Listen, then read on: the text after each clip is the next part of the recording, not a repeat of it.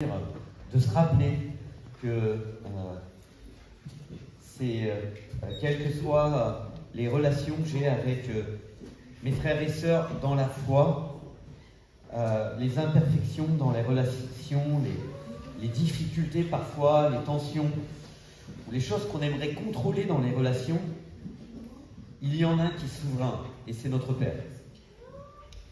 Et c'est ce que ça m'a rappelé, y compris en apportant cette parole, c'est tout en ayant travaillé, préparé, réfléchi à ce que j'allais dire,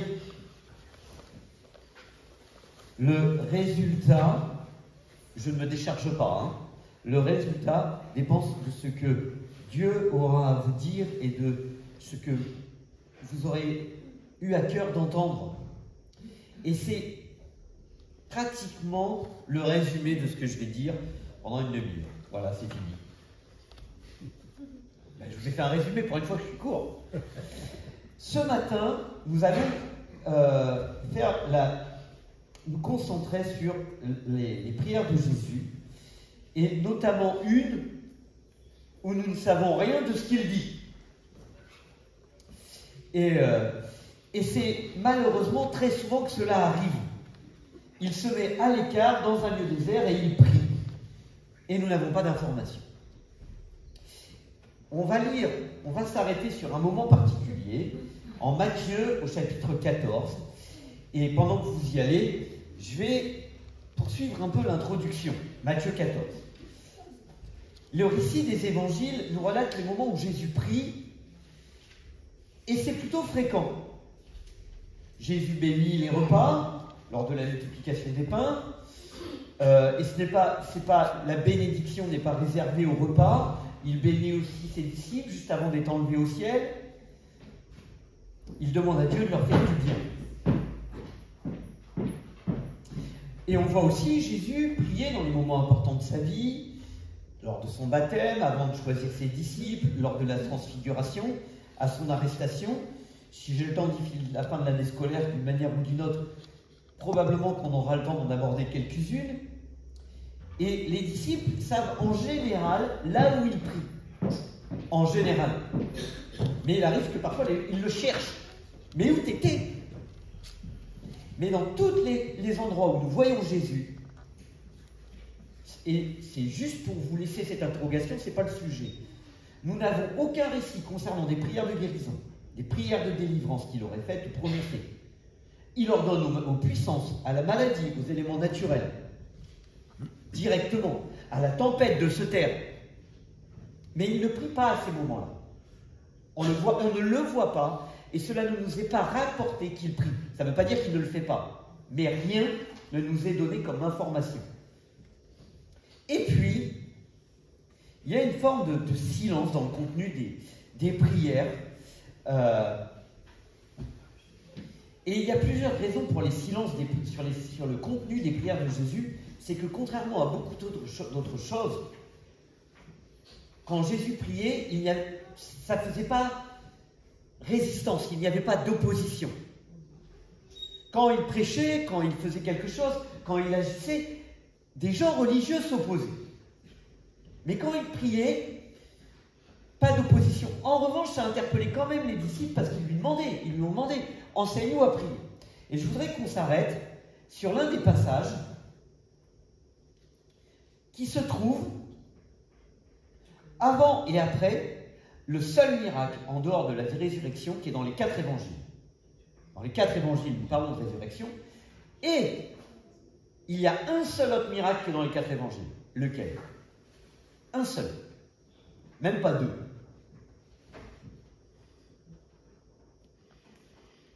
Alors lequel ? Point d'interrogation, comme Michel. Vous savez pas ? Non, la résurrection, c'est bon, j'ai dit en dehors de la résurrection. La multiplication des pains.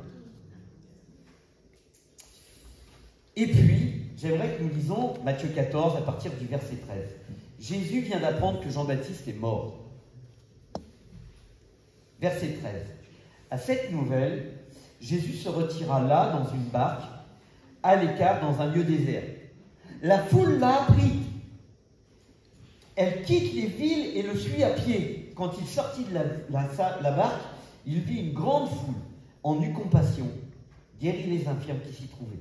Le soir venu, les disciples s'approchèrent de lui et lui dirent « Ce lieu est désert et l'heure est déjà passée. Renvoie les foules afin qu'elles aillent dans les villages s'acheter des vivres. » Jésus leur dit « Elles n'ont pas besoin de s'en aller, donnez-leur vous-même à manger. » Mais ils lui dirent « Nous n'avons ici que 5 pains et 2 poissons. » Il dit « Apportez-les-moi ici. » Il ordonna à la foule de s'asseoir sur l'herbe, prit les 5 pains, les 2 poissons, leva les yeux vers le ciel et dit la bénédiction. Puis, il rompit les pains et les donna aux disciples, et les disciples les distribuèrent à la foule. Tous mangèrent et furent rassasiés, et l'on emporta 12 paniers, pleins des morceaux qui restaient. Ceux qui avaient mangé étaient environ 5000, sans compter les femmes et les enfants. Ensuite, il obligea les disciples à monter dans la barque et à le précéder sur l'autre rive, pendant que il, au singulier, lui, Jésus, renverrait la foule tout seul. Après les avoir renvoyés, il monta sur la barque pour prier, à l'écart, et le soir venu, il était là, seul. Le texte récité commence par « Il veut partir à l'écart, seul, dans un lieu désert. » Les gens le suivent, il ne peut pas faire ce qu'il a prévu. En tous les cas, il décide de ne pas faire ce qu'il a prévu et de prendre soin des gens. Mais à la fin, il fait ce qu'il a reporté, il fait quand même ce qu'il avait décidé, partir à l'écart. Se retirer à l'écart dans un lieu désert, c'est 3 choses qui disent la même chose. À l'écart, ça pourrait suffire. Dans un lieu désert, ça pourrait suffire. Je me retire, bon, peut-être pas. Une seule expression aurait potentiellement pu suffire. Et Marc, l'évangéliste, le répète aussi à 2 fois, à l'écart dans un lieu désert, à 2 reprises quand il récite, quand il donne la même situation. C'est un moment où Jésus veut s'isoler et devant lui se trouvent des problèmes auxquels il faut répondre. Il faut prendre soin de la foule, il faut les nourrir, les enseigner, guérir les malades. Il réalise la première multiplication des pains. Mais Jésus va rester concentré sur sa volonté, le désir d'être à l'école. Et même avant de renvoyer la foule, il renvoie les disciples. Est-ce que vous êtes déjà interrogé de savoir pourquoi il renvoie les disciples alors que ça aurait été plus facile avec 12 personnes pour le service d'ordre de renvoyer tout le monde? Non, il renvoie d'abord ses disciples avant de renvoyer les 5000 plus les femmes, donc ça fait 10 000, les enfants, c'est pas 1 ou 2 enfants par famille, à mon avis c'est plus que ça. On est au moins 20-25 000 personnes, au bas mot. Lui tout seul, il demande même aux 12, partez. En posant la question à quelques amis, à une époque j'ai fait un sondage, globalement la réponse qui revient c'est que s'il avait renvoyé la foule avec les 12, une fois que les 12 auraient été à l'écart avec Jésus, qu'aurait-il fait? Ce qu'ils ont tout le temps fait. Jésus, je comprends pas ça, comment ça s'est passé ceci, pourquoi tu as fait ça, pourquoi tu as dit ça? Est-ce que Jésus aurait été tranquille? A priori, non. Vous savez, c'est comme quand il faut envoyer les enfants au lit. Il y a des raisons multiples pour lesquelles on renvoie les enfants au lit. Et à la fin de la multiplication des pains, en Jean, il est écrit qu'il se retire de nouveau sur la montagne, lui seul. En Marc, quand il eut pris congé d'elle, la foule, il monta sur la montagne pour prier. En Matthieu, pour prier à l'écart, le soir venu, il était seul avec son Père. C'était un moment désiré. Quand on parcourt les évangiles, les 3 des évangiles, nous avons 3 raisons pour lesquelles il va prier après. Matthieu nous met en avant que c'est après avoir entendu la mort de Jean-Baptiste. Luc met en avant le retour des 12 en mission. Donc les 12 reviennent de mission et ils décident d'aller prier. Et puis, dans le troisième évangile synoptique, il résiste à la tentation, notamment celle que les gens ont de le nommer roi. Et c'est pas que les évangiles se contredisent, c'est que souvent les raisons pour lesquelles nous avons besoin d'aller voir Dieu sont multiples. Nous n'avons pas une seule raison dans la tête quand nous allons prier. Nous en avons plusieurs. Mais paradoxalement, c'est souvent les mêmes raisons qui vont faire obstacle à ces moments d'intimité. Parce que ça nous prend au tripes, au cœur, à la tête. On est triste. Ou on est joyeux. Ou on évite certaines situations et on se concentre sur plusieurs choses, mais on n'arrive pas à s'extirper de tout ce rythme quotidien et là où il nous faut répondre à des besoins. On aurait besoin de discuter, de dialoguer avec notre Père Céleste, et on est pris dans les feux de l'action, et on n'y arrive pas forcément quand nous l'avions prévu la première fois. Jésus, lui, il n'essaie pas, il y parvient. Tout en ayant pris soin au préalable. Il arrive à faire ce qu'il a recommandé quelques chapitres plus tôt en Matthieu 5. Toi, quand tu pries, entre dans ta chambre, ferme ta porte, prie ton Père qui est dans le lieu secret, et ton Père qui voit dans le secret te le rendra. À 2 reprises le mot Père, à 2 reprises le mot prière, à 2 reprises le mot secret. Jésus ne va pas dans une chambre, il va sur une montagne. Parce que l'idée de la chambre, c'est l'idée de la solitude, d'être en paix. C'est une intimité nécessaire. Nécessaire parce que c'est une relation intime et personnelle avec notre Père. Et parfois, les pères, en tous les cas moi, j'arrive à discerner, parce qu'ils me l'expriment d'une manière subtile, quand mes enfants, mes garçons, veulent passer un temps avec moi, pas avec maman. Alors, attention, ils veulent passer beaucoup de temps avec maman et que vous ne répétiez pas de travers ce que je raconte. Mais l'un a dit, je devrais partir quelques jours avec lui dans un centre par rapport à son propre sport. Et donc il y avait une réunion, etc. Et il m'a clairement claironné pendant cette semaine-là, c'est le mois de juillet. Tu bosses pas, hein. J'ai pas le droit de bosser, quoi. Et je dis, mais attends, c'est pas comme ça que ça se passe. C'est pas toi qui me fais des recommandations. Moi, je suis le père. C'est à moi, éventuellement, de te faire des recommandations. Il me dit, mais ça va, je suis grand. Et je dis, bah alors et moi. Bon, néanmoins, ce que j'ai entendu, c'est l'importance que je sois disponible. Lot a trouvé aussi un temps. Et je l'ai entendu. Je vais pas le dire à voix haute parce qu'il y a un pote d'un de mes garçons, il va répéter tout. Et comme je n'ai pas la garantie qu'il ne va pas tout répéter, je vais me taire et vous n'aurez pas les infos. Désolé, il aurait fallu que Manassé soit pas là. C'est une intimité nécessaire, une relation privilégiée. On connaît presque rien de ce que Jésus demande à son Père. Pratiquement rien. Quelques phrases comme par-ci par-là. Et on ne connaît rien de ce que Dieu dit à son Fils. À part 2 phrases, et pas de bol, c'est la même phrase. Au baptême et à la transfiguration, exactement la même phrase. Tu es mon Fils, bien-aimé, en qui j'ai mis toute mon affection.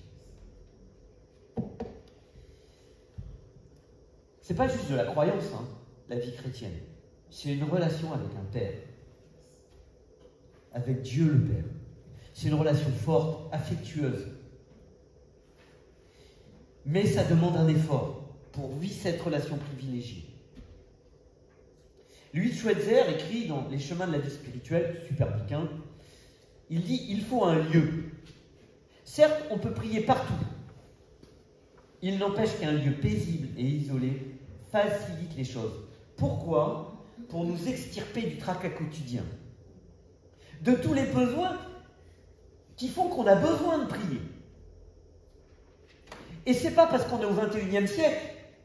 Au IVe siècle, Jean Chrysostome, alors je donne la citation de mémoire, ils disent « Ouais, certains d'entre vous me disent nous ne sommes pas moines, on n'a pas autant de temps que toi. » Et ils disent « Mais c'est parce que vous n'êtes pas moine, que vous avez une famille, des enfants, un boulot, que vous avez besoin de prier beaucoup plus que moi. » Et quand on dit prière, c'est pas « je parle à Dieu ». Hein. J'ai du mal souvent avec le terme prier parce que les gens entendent « je parle ». Non, nous avons une chance incroyable, les Écritures. Qu'est-ce que les Écritures me disent? Qu'est-ce qu'au travers des Écritures, Dieu est en train de me demander qu'est-ce qu'au travers des Écritures que je viens de lire, je suis en train de discerner de ce que Dieu veut aborder comme sujet, là, maintenant. Pas ce que moi, je veux lui dire avec ma liste de courses. La pollution sonore, le téléphone qui vibre, l'ordinateur qui reste allumé devant nos yeux, le voisin qui ouvre et claque la porte et ça résonne jusque dans d'autres maisons, les enfants, le mari, l'épouse, qui viennent nous interrompre dans notre solitude. Nous, nos premières années de mariage, on ne supportait pas que l'autre vienne.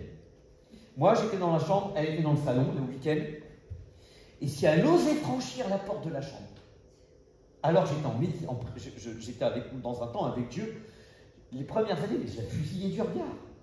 Et la même chose, moi, si j'allais aux toilettes et je passais devant là où elle méditait dans le salon, c'est mais qu'est-ce que tu viens faire ici? Laisse-moi avec mon Dieu. Et on avait raison, d'une certaine manière. Parce que c'est très dur de se lâcher. C'est très dur d'expliquer, de parler à Dieu de ce qu'on a sur le cœur. On a peur d'être écouté, d'être entendu. Pourquoi il y a si peu de choses dont nous sommes au courant sur la relation entre Jésus et son Père? Parce que nous ne sommes peut-être pas à même de les entendre, peut-être. Et il y a une autre raison. Pourquoi on n'aime pas les parasites quand nous sommes dans... Attention, hein, mon épouse n'est pas un parasite. Non, parce que, je ne sais pas, les confusions peuvent aller vite chez certains, mais tout ce qui nous empêche d'ouvrir notre cœur à Dieu. La peur d'être entendu. La peur que l'autre le sache. Ou alors je suis un extraterrestre à raisonner comme ça. J'ai des trucs à dire à Dieu, c'est pas toujours beau, et je veux pas que les autres l'entendent. Parce que je veux travailler mon cœur avec Dieu avant d'aller voir l'autre. Et il vaut mieux. Jean-Marc Taubois, qui était un gars de la région, il est décédé il y a quelques années, il a écrit dans un livre qui dit sur le Notre Père, il dit « Quand tu es seul dans ta chambre, tu es véritablement toi-même. Personne ne t'entend, personne ne te voit dans le secret. Ce que tu es devant Dieu est bien plus important que ce que tu dis. D'ailleurs, si vous vérifiez bien en Matthieu 5, il dit pas parce que tu es dans le secret, Dieu va t'écouter. C'est pas ça ce que Jésus dit en Matthieu 6, pardon. Toi, quand tu pries, entre dans ta chambre, ferme ta porte, et ton Père, prie ton Père qui est dans le secret, et ton Père qui voit. Il n'a même pas besoin de t'entendre. Il te voit. Donc on n'a pas besoin, si Dieu ne m'a pas entendu, c'est qu'il faut que je lui répète. La personne la moins amnésique au monde, c'est Jésus-Christ et son Père. On n'a pas besoin de lui dire 2 fois, pour que lui le sache. Nous avons peut-être besoin, et même certainement besoin, souvent de lui parler plusieurs fois d'un même sujet, parce que nous n'arrivons pas à le gérer correctement. Ça ne veut pas dire que quand nous ne sommes pas seuls, nous sommes hypocrites, c'est pas ça. Mais il y a des conversations que nous n'avons besoin d'avoir qu'avec Dieu. Et en particulier, celle-là. Une intimité sans parasite. Nous pouvons lui parler de toutes nos failles, de tout ce que nous n'aimons pas en nous, de tout ce que nous n'aimons pas chez l'autre, pour apprendre à voir comment Dieu voit l'autre, de tout ce qui nous ronge, de nos situations honteuses, d'une blessure qui ne guérit pas. D'aller le voir et nous décharger sur lui de tous nos soucis car il prend soin de nous. Mais ça demande un effort. Ça demande un effort régulier, périodique. Est-ce qu'on y arrive tous les jours à cette intensité d'intimité? Soyons humbles, à mon avis, non. À mon avis, non. C'est très long.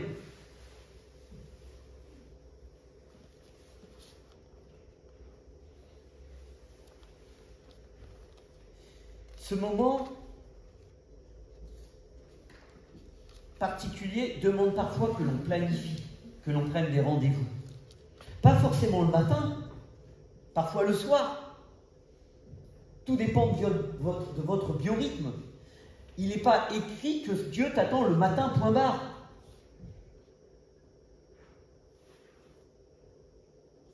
Il n'est pas écrit que Dieu t'attend le soir, point barre. Nous avons des rythmes. Et heureusement, parce que quand une maman, je dis plus une maman qu'un papa, moi en tant que père, je suis un peu plus humble, la personne qui prépare le petit déjeuner, à part le samedi matin à la maison, c'est mon épouse. Et elle le fait avant de prendre un temps avec Dieu. Ou alors elle doit se lever à 5 h du matin, puis se coucher à 23 h, parce qu'ils ont des besoins jusqu'à 23 h, les grands. Parce que c'est à 22 h qu'ils se mettent à parler ou à dire « Maman !» Ou alors les miens sont les seuls au monde à faire comme ça. Mais je sais que c'est pas vrai. Un père compatissant. Seul avec le Père. Ce n'est pas de l'égoïsme, c'est un privilège. Et il y a des choses intéressantes. La deuxième raison, après avoir besoin de parler avec Dieu, c'est qu'on a besoin d'aller le voir parce que nous avons plusieurs problèmes et ça demande parfois du temps pour lâcher prise, lâcher son cœur. Il y a une autre raison pour laquelle parfois nous avons besoin de nous isoler. C'est afin de pouvoir prendre les décisions que nous avons besoin de prendre et que nous n'arrivons pas à prendre. C'est de prendre le temps pour savoir ce que Dieu veut vraiment, l'écouter vraiment. Je dis vraiment en insistant, mais parce que... Et de prendre la décision qui trotte dans notre tête, qui est là devant nous, mais dont on sait qu'elle sera lourde de conséquences. Une autre nuit, c'est la seule autre nuit à part Gethsémanée, c'est la troisième nuit où on voit que Jésus passe toute la nuit seul. On ne sait encore rien de ce qu'il a dit à Dieu. En revanche, là, plutôt que d'avoir tous les éléments préalables avant sa volonté d'être à l'écart, nous avons ce qu'il fait après. Il choisit les 12. Pourquoi avait-il besoin d'une nuit entière pour choisir les 12?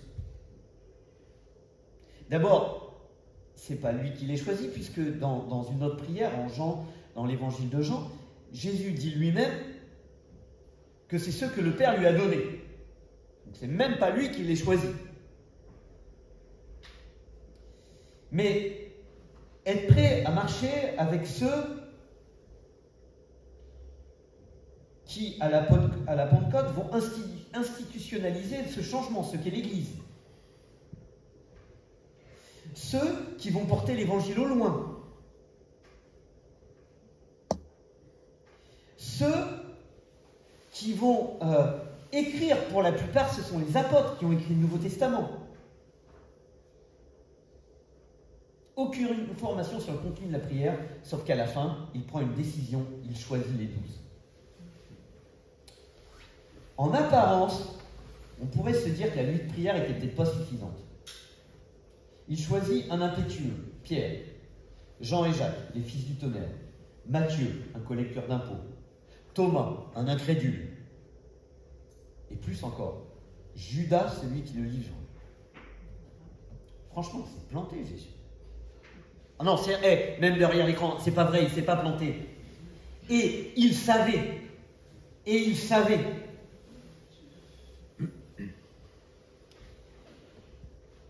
Il en a, je ne sais pas de quoi il a parlé, Mais il savait que les responsables, les 11 qui allaient rester, plus Judas, il savait ce qui allait se passer.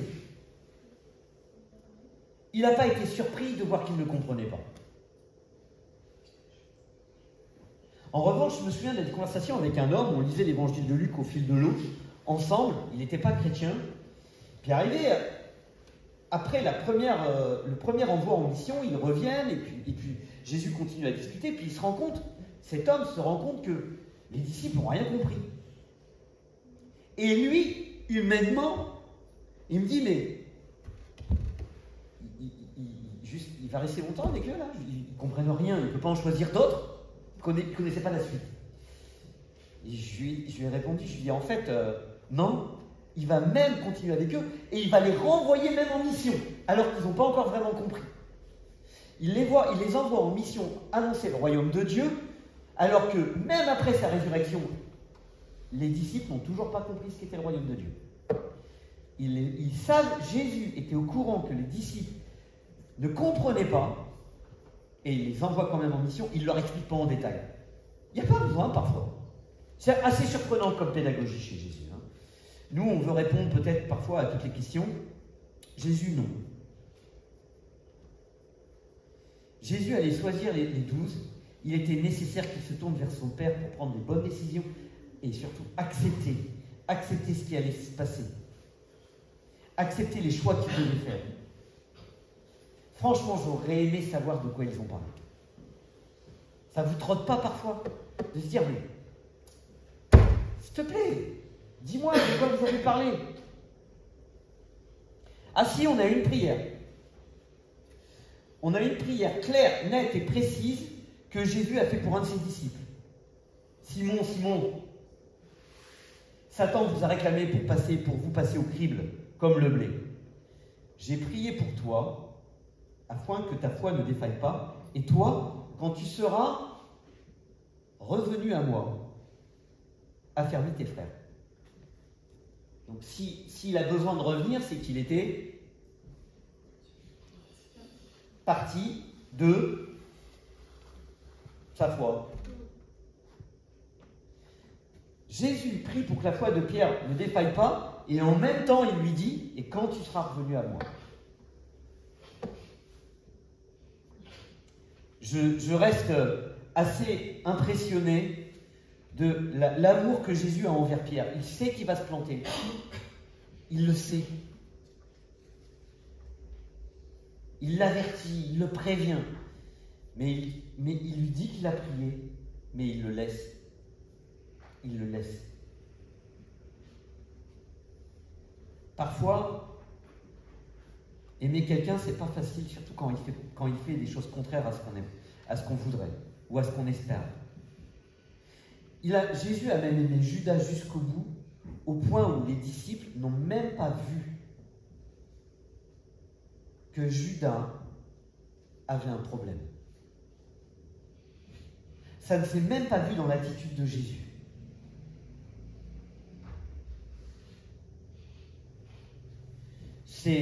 Ça m'encourage constamment. Constamment. C'est ce point particulier, cette communion de Jésus avec son Père pour pouvoir discuter, la nécessité de s'isoler, me travaille par moments, périodiquement, parce que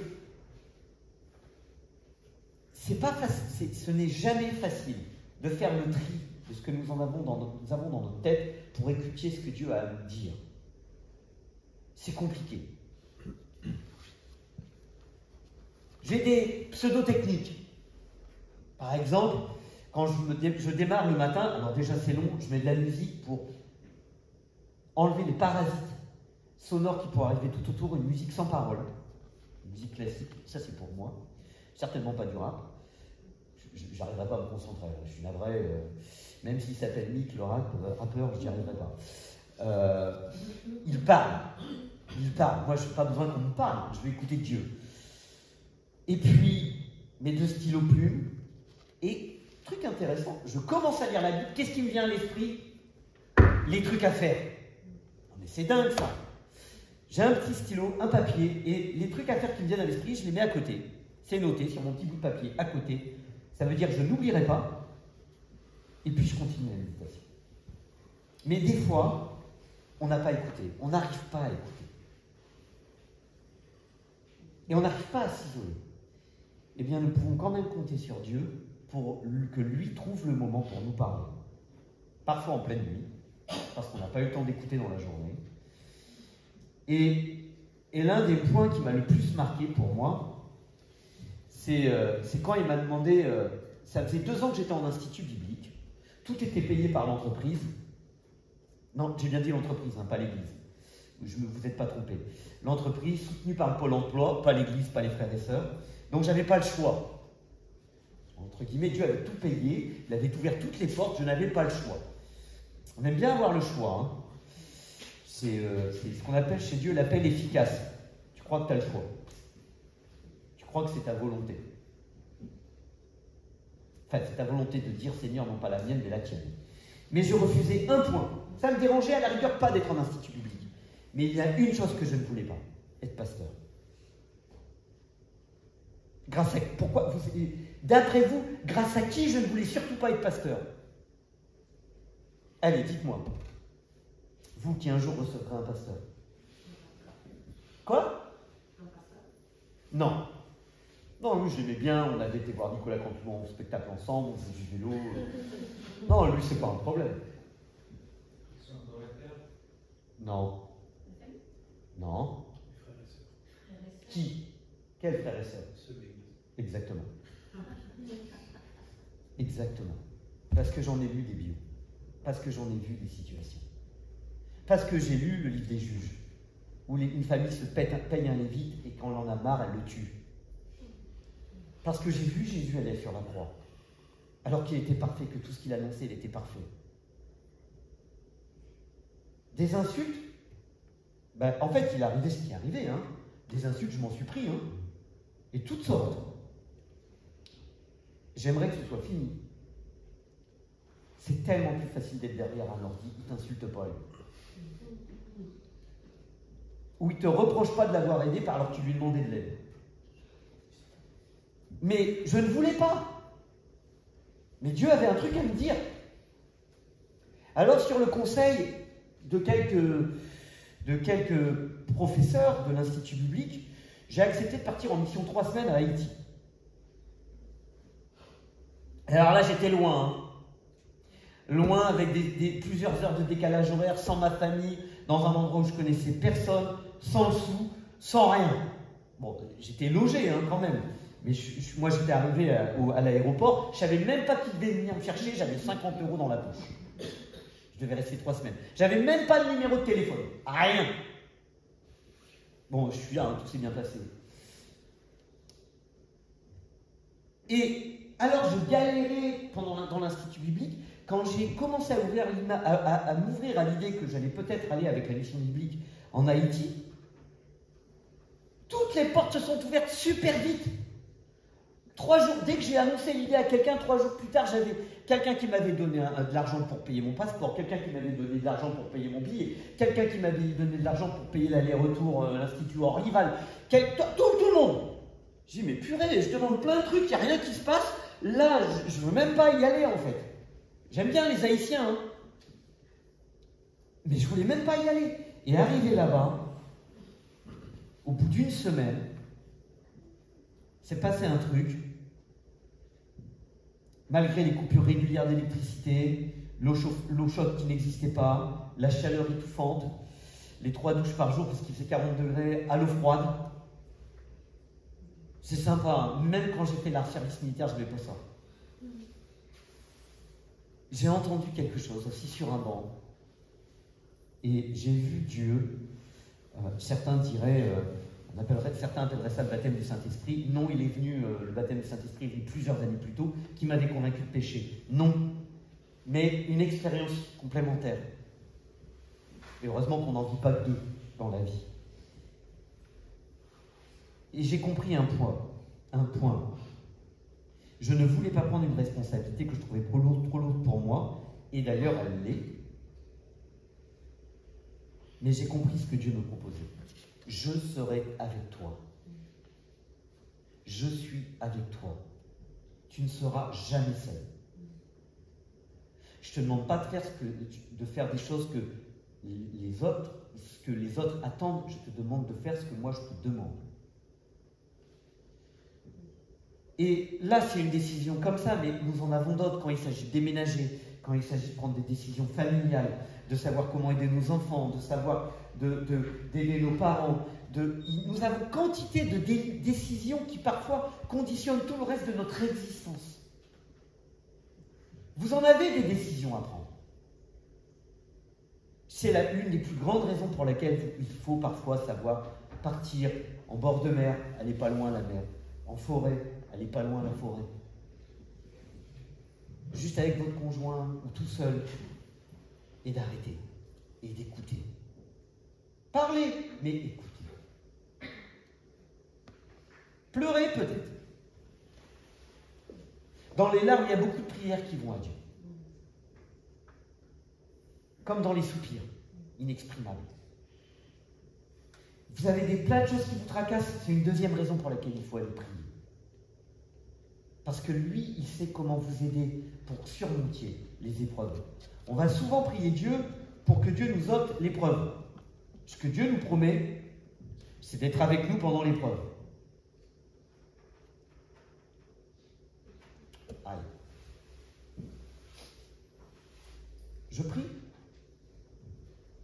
Notre Père,